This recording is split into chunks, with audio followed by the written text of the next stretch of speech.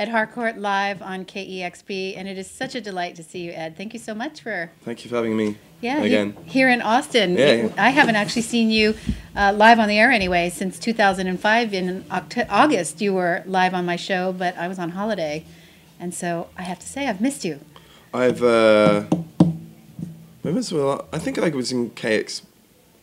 I think I was there last year as well. Yeah, I think in August last year. In August, no, July. July. Okay. And then before then, I can't remember. I think 2005 was the last time before that. So long overdue. Yeah. And it's great to see you down here in sunny Austin. And you have you just played a song from... I did a song called "Creep Out of the Woodwork" from. I've done a mini album called Russian Roulette. Actually, I kind of got accepted for South by, and I didn't have anything to kind of promote, so I thought I might as well do a mini album as a sort of, a little stopgap between. I'm recording the next album in June, hopefully, which I'm kind of writing at the moment. You're a clever fellow there.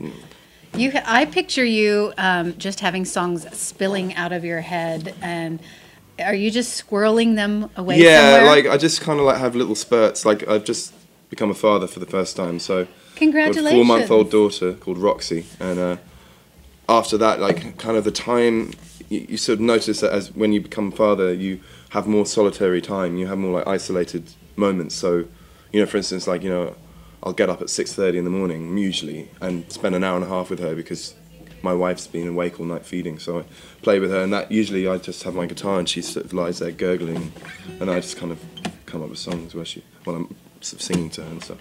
Well, congratulations, and you've opened the door to talking about non-music stuff, which is so easy to do with you because you have so many interests. And last time I saw you live on the air, you were actually just about to get married, and you were so excited about the wedding. So I can't believe now that we're talking again, now you've just got a brand new baby. It's insane. I mean, it's amazing. It's, what can I say? I don't want to sound like, schmaltzy, saccharine, puke-inducing kind of, but it's just... You have a great life, right? Yeah, I have an amazing life. That's a wonderful thing. And I know it's thinking back a few years now, but you were so excited about the wedding. And how was that? The wedding was insane because I was recording The Beautiful Lie, which I recorded 30 songs.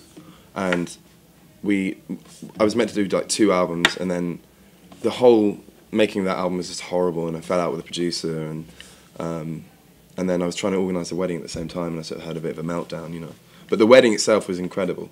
It started off like a sort of Italian wedding, it was like 200 people, and it ended like an Irish wake. I was cutting the cake with Geeta, my wife, and I turned around and I just saw I think I saw drummer from the Magic Numbers, who are friends of mine, punch someone in the face, and then I looked over and there was someone dancing naked on one of the tables. It's just like complete mayhem. So it started off really beautiful, like sort of The Godfather, with these guys playing like Django Reinhardt in the garden, and loads of people just walking around, and the typical kind of wedding thing, and then it just ended in complete chaos. And I imagine food playing a big role in that, because you're quite the foodie, and I don't think someone told me recently that you're actually a chef. I know you have a famous food author. This is your great aunt. Elizabeth David, yeah, she's so as a result of that, food is very much kind of, I mean, the kitchen is always a thing, with families kind of converge and talk and argue and shout. We're kind of more like an Italian family, than an English family, really. We're quite sort of, everyone likes to have their say. And as the youngest, I have to kind of fight for my right to exist, so. Is everyone in your family artistic or musical? Because your dad he's an army man, right? My dad's an army man, but he's a painter, and he makes money now out of paint. He does fine watercolor paintings, really really weird things like shells and feathers, and he's really artistic. He makes he's been learning silversmithery, and he makes knives, hunting knives and stuff. Oh, that sounds amazing. He's really good with his hands. And then my mum is an art historian, so she edits history of art books, and she's a fellow, has in the sort of art fellowship and all that, V&A and things. And then my eldest brother is a anthropologist who works in the Natural History Museum in New York, and then my other brother's a teacher, and he used to be an actor. It's quite artistic. Yeah. Sounds like a fun family to grow up in. It's really cool. Yeah. It'll be fun for Roxy. Yeah, well, she's I'm hoping she'll be. We're trying to work out what she'll.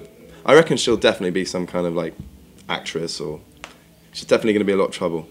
You can tell that already. Yeah. Well, Gita has played with you on The Beautiful Lie. You guys did a duet, and she's also a musician as well. She's a violinist and a singer, and she also has a band with her two sisters called the Langley Sisters that I play in, and Gita and I write the songs, and we're coming over to LA to do a gig.